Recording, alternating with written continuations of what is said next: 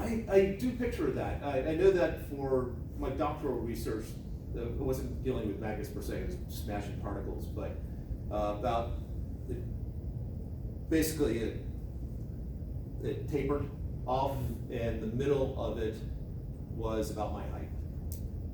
So, they did not say, hey, here's the key to all the doors in Fermilab, why don't you go play? So we can guess like 15-ish feet tall, or no, I would say 12. yeah, I suspect it's somewhere in that range. You basically create magnetic fields that big by generally having a whole lot of current running through a wire. Ooh.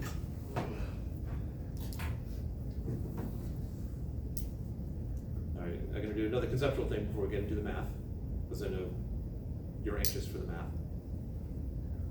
Questions up to here? Other questions?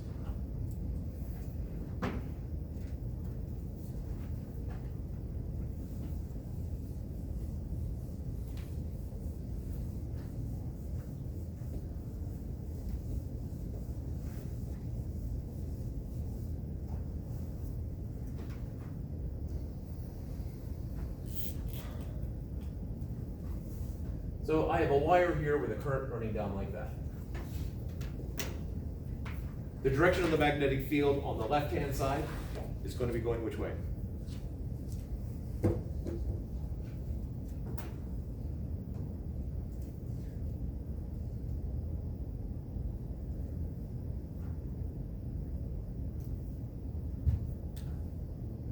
Into the board, out of the board. Into the board over here? Into the board, yeah.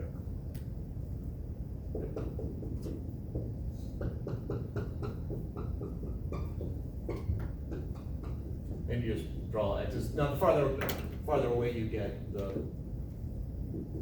it tapers off. Now I take another wire.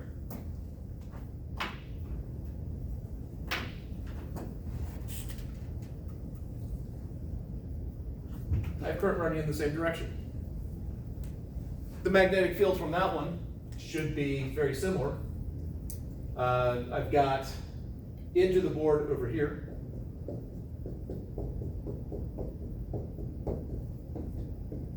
Out of the board over here. Where is the total magnetic field the strongest? In between them. Why do you say that? My idea is you kind of just add them together. Okay. So like if one's going, because they're both going like this, so at that point, or I guess it's, so if the lines are right here, and you're going around, like right here, they're pretty, I don't know. They just seem, they would be in the same spot at that time. If we did a different point of view, so I've got them coming right at us, using the dot to indicate right towards you. The magnetic fields would be counterclockwise.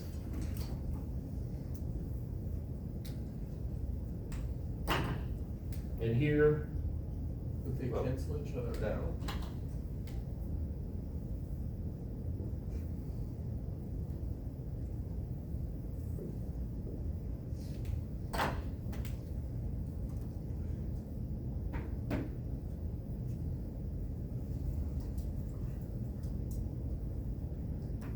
why would they cancel each other out?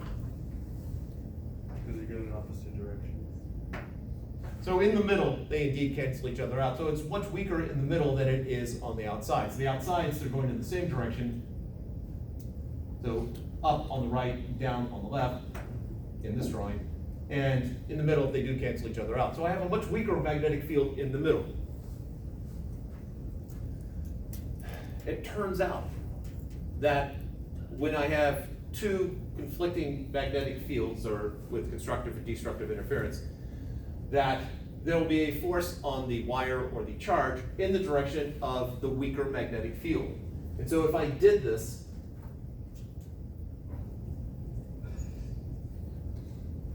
these two wires would be forced towards each other. Now, whether they actually move or not is a different matter. If I had currents going in opposite directions,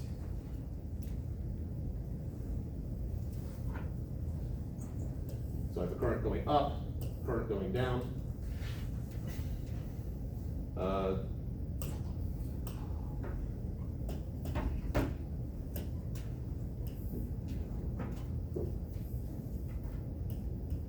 Current going down.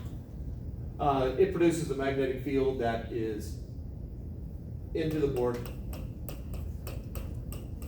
out of the board. And the yellow one,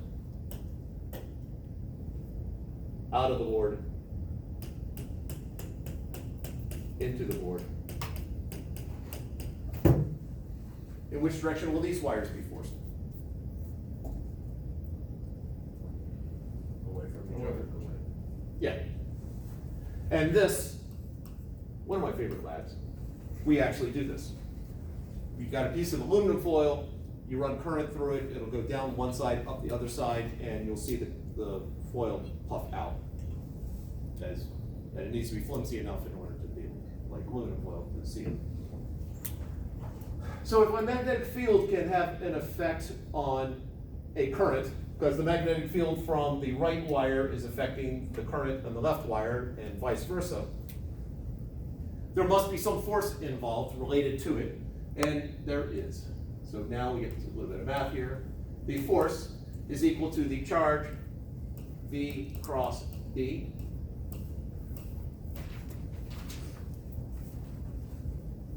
Which I guess is the third physics formula. But I was talking about current. This is if I just have a charge moving through it. And so if V is, as done before, delta X over delta T, then I have Q over T, we end up with the current times delta X cross B. Now delta X is the displacement, it is in a direction, it is a vector, therefore it has a direction, and the direction of this is the direction of the current. Current is not a vector, so I can't really write it that way. So traditionally written more as L cross B.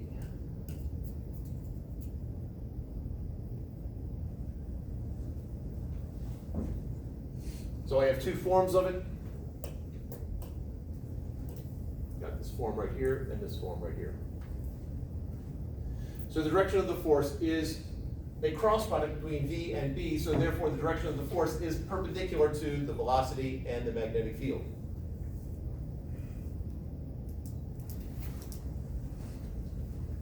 Therefore, So the direction of the force you said is perpendicular to the velocity of the magnetic field? yes.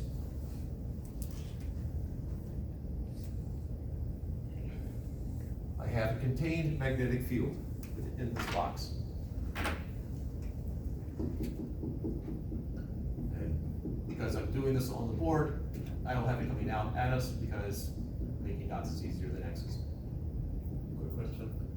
Can you actually do that? Like contain a field? Pretty darn close, yeah. It is, at this point, I mean, we can't here, but it is possible to have it incredibly well contained. Let's go ahead and make a magnetic field of 2 Tesla. I'll take a proton and I will shoot it into this. So it's not experiencing any magnetic field until it crosses the purple line. In which direction will the proton be forced?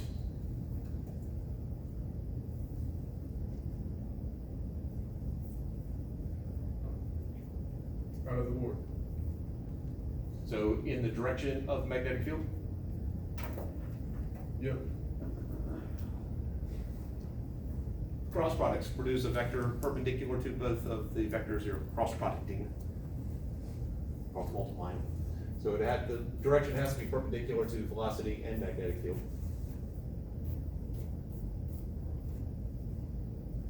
Yep, that makes sense. Up. Magnetic field's coming out of the board. Yeah, this one. And then I have this one. The Yeah, B. good old perpendicular thing right over here. B. Okay, Jack? I would think either up or down. It will be up or down. Yeah. Because it's like an X, Y, Z plane when I think about it. You have one thing going this way, one thing this way. There's always this or that. Indeed. So which one is it, up or down? Would we have to say one is positive and one is negative? Like, Not as far as up or down goes. Up. I think it's up. So we got 3 votes for up. Anyone want to go stand up and just go, what is wrong with you 3? Down. you just change your answers out. Well, I will say, of the answers I've heard so far, of the 2 best choices, you've hit both of them. So I guess the third choice is no force at all, but we know that's not the case here. As it comes in, what is the direction of my velocity? All right, so my hand starts out in that direction. It's V cross B. Which direction is B? This way. Out of sword.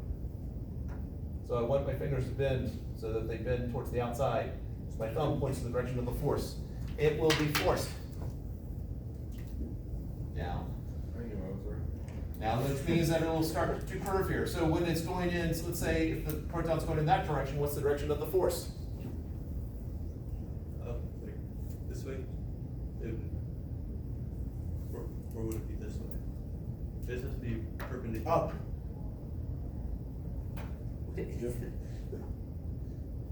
Velocity is that direction. B is coming out. So V cross B, Yeah, so like a downward V. it'd be in that direction. So wherever this is going, it's going like this. Huh, where have we seen that before? I want to say negative electric fields. Not what I was thinking. I think last semester, or whenever you took Physics 151. Oh. Torque. No. Centripetal force. You can bring torque into it, but that's not the way I want to go here.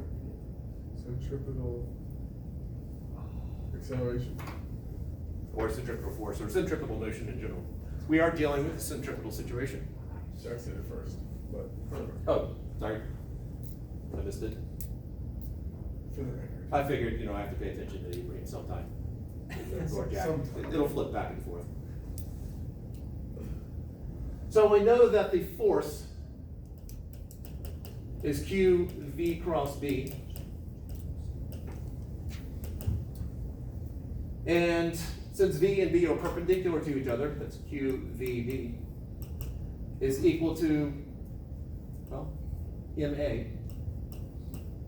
So you can just give. Oh no, you said it was perpendicular. I thought you just got rid of the cross product. I only did that because going from here to here, V is perpendicular to B in this case, and so it simplifies into that.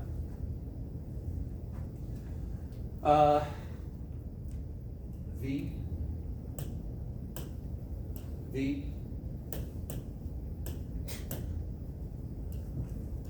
crosses out with one of those. I'm left with QB is equal to MV over R. If I do Q over M, and V is, I get V over BR. Now, why is this formula particularly significant? Recognize the power we have here. If I'm trying to identify a particle, I shoot it into a magnetic field and I see which way it's curving. I can do 2 things. One, I can see whether it curves up or down, so that tells me if this is positive or negative, because the negative charge would go the other way. Also, if I can figure out the radius of curvature here, I know R. B is something I'm controlling. I control the magnetic field. The speed, I can figure out the speed of this object if I just have a detector. If I detector here and here, I can figure, I have some particle going between them. So I know that I can figure out the time it takes to get from here to here. I know the distance because I set that. So V, B, and R, B I control, V and R I can measure. And so now I come up with this ratio of charge to mass. And that significantly limits what it can be. Because particles tend to have a somewhat unique charge, a somewhat unique mass. And I say somewhat, it's not 100%. but I can at least narrow down what particle I'm looking at. Do you mean like, well, it's kind of silly saying, but just like what type of particle it is? Yeah. Now, this simplicity of it cannot differentiate between a proton and a positron. I think we calculated that one. And more sophisticated than that analysis. And Decepticon? Is that what you know? There's the octagon, but that's where the particles are judged. Dr. Fox, how would we know that an electron would go up? Because wouldn't it still be like this and then down? All right, two things. One, you can tell the difference between these. That was bad on my part. The charge is the same, but the mass is different. So ignore that last bit right there. Okay, so if I have an electron moving to the right, so we'll do it from a conceptual point of view and then the math point of view. If I have an electron shooting in like this, what is the direction of the current?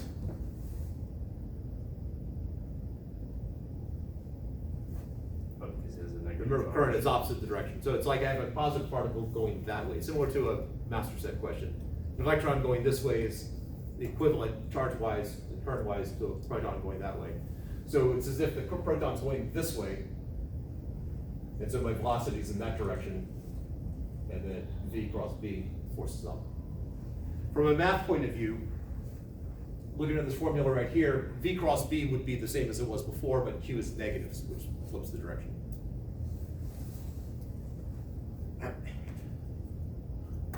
Oh, so the electron was coming in from this way, that means the current is coming up that way, which means it will be there.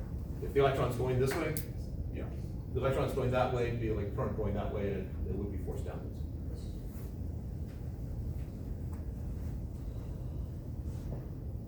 Now this Q over M thing, that's, there's a master set question in chapter 22, where you do that.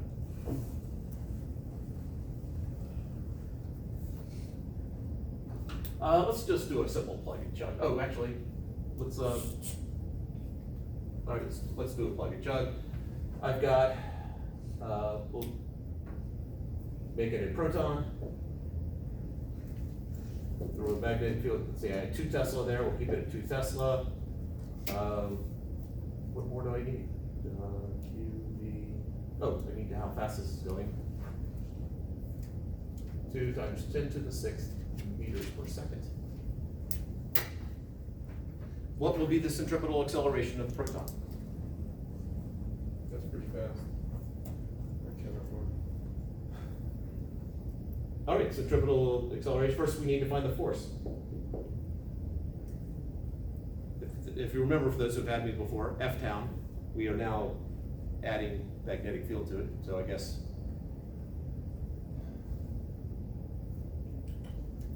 we're almost at the point where we have to do, I forgot the acronym already that includes everything. Did you say? Tom? Yeah, we'll worry about it later. You say town or tong? Oh, Tong. Oh, I heard sorry. Tong. I did, for 110, I do town, and for the other groups, I do Tong and How do you do town? weight instead of gravitational. Oh. Right. So we have Q, V, B. Again, cross product disappears because the velocity and the magnetic field are perpendicular in my situation here. Charge of a proton? 1.60 times 10 to the negative 19. That was nice, almost in unison. Times a velocity of 2 times 10 to the 6th times magnetic field of 2. That's Tesla, meters per second, and coulombs.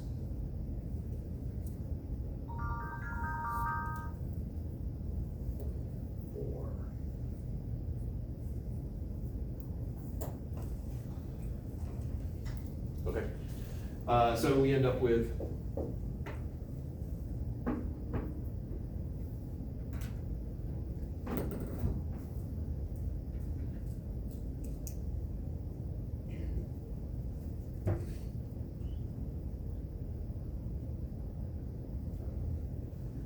6.4 times 10 to the negative 13th.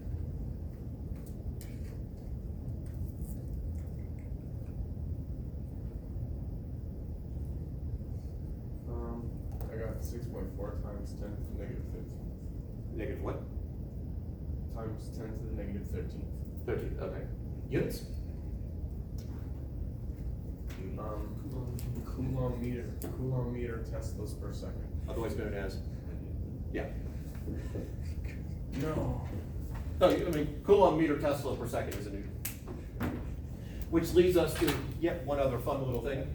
A Newton turns out to be a Coulomb meter Tesla per second, country music television per second. Therefore, another unit of time, a Coulomb meter Tesla per Newton.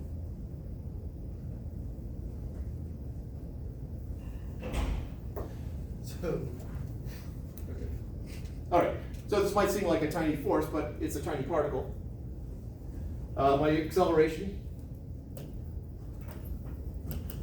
is the force divided by the mass. Actually, we just found the magnitude of it, so let's be a little bit more formal about this. We'll make I hat, J hat, K hat coming out of the board. My cross product would be I hat cross K hat. I, J, K, let's see, I, K is going in that direction, so that would be negative J hat downwards, which we'd already thought through. Negative J hat.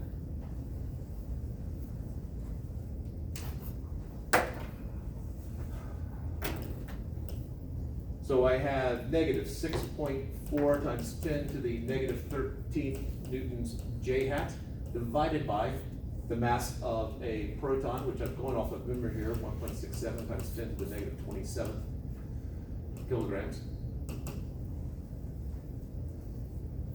So what's the acceleration?